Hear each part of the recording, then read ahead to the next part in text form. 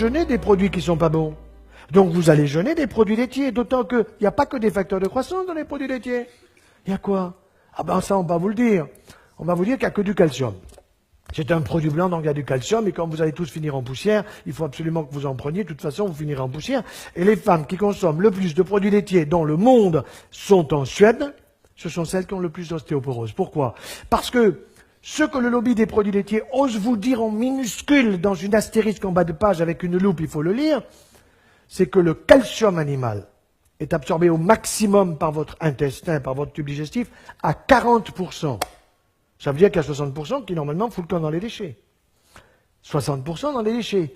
Par contre, on ne vous dit pas que le calcium végétal, celui que vous avez dans une pomme, dans une poire, dans des légumes, dans des légumineuses, dans des amandes, des noisettes, tout cela, tout ce qui est végétal, c'est 75% de l'absorption. Attention, si vous mastiquez bien. Sinon, vous allez faire des phytates. Et les phytates, vous les retrouverez tout simplement dans les déchets. Ça veut bien dire que le calcium végétal, c'est celui qui est le plus intéressant pour éviter une ostéoporose que je ne veux pas. Et que pour éviter cette ostéoporose, eh bien, il faut que je prenne plus de calcium végétal que de calcium animal, parce que le calcium animal, j'en absorbe 40%. Et si jamais j'en absorbe davantage, c'est possible. Si j'ai un leaky gut, c'est-à-dire si j'ai une porosité intestinale, la porosité c'est quoi? Vous avez un imperméable qui est poreux, il pleut, vous vous mouillez.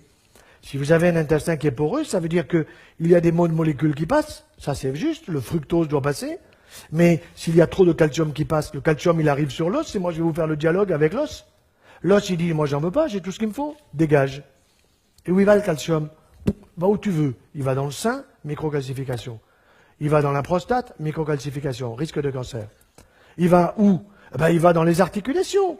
Et vous avez de la coxarthrose et de la gonarthrose. Et mes collègues orthopédistes ils me disent, mais ferme-la. Mais on a les prothèses maintenant de genoux, de hanches, d'épaules. On a mis au point le coude et le poignet, mais on se les fait en or, les bonbons. Je suis pas d'accord. Et je vous raconte une anecdote personnelle. J'ai un de mes frères qui a quasiment 2 ans de plus que moi, qui avait une belle coxarthrose bilatérale et qui souffrait de ses 2 hanches. Alors j'ai pris la radio, je suis allé voir un copain orthopédiste, qu'est-ce que tu en penses? Il me dit, ton frangin, il faut lui changer les 2 hanches. Bon, il a été d'accord, parce qu'il avait mal. Alors on ne change pas les 2 en même temps, parce qu'il y a des risques emboligènes, etc. Donc c'est l'une après l'autre, à 3 ou 4 mois de distance.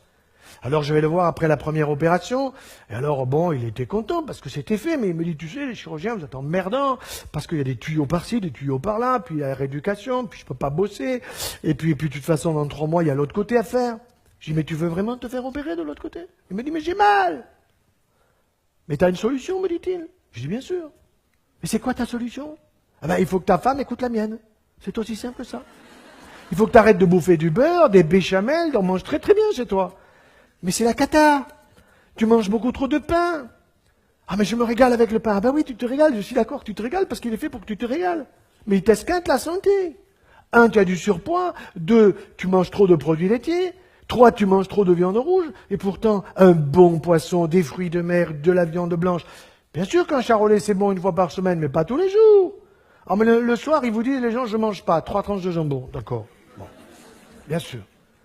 Alors, ça fait 6 ans qu'il a été opéré de sa hanche droite, et il ne s'est pas fait opérer de la hanche gauche. Et quand vous faites la radio, c'est toujours la même hanche, elle n'a pas changé. Seulement, qu'est-ce qui s'est passé? La suppression des produits laitiers, le changement des habitudes alimentaires ont fait que, tout simplement, il n'a plus la douleur. Pourquoi? Parce que tout ce que vous consommez en produits laitiers, avec le yaya, le yaourt que je prescris la veille du départ dans l'au-delà. Vous connaissez Actimerde? Ça vous dit quelque chose? Bon. Arrosez vos salades d'huile d'olive, mangez mieux et meilleur. Je ne suis pas pour un régime, parce que quand vous donnez régime à quelqu'un, il vous dit ceinture, il m'a empêché de manger ceci, de manger cela. Non, miam, miam, miam. Mangez mieux et meilleur. Laissez tomber les produits laitiers de vache. Il faut que la vache soit sacrée, sauf si vous l'avez dans le jardin. Ça, c'est pas impossible. Mais si vous ne l'avez pas dans le jardin, laissez-la au supermarché. Croyez-moi, vous serez observé. Et à ce moment-là, tout le monde comprendra, je parle des publicitaires, que ce qu'il faut, c'est une publicité de qualité et pas une publicité bidon qui consiste à nous utiliser, à nous exploiter, parce que nous sommes beaucoup moins cons qu'ils ne le pensent.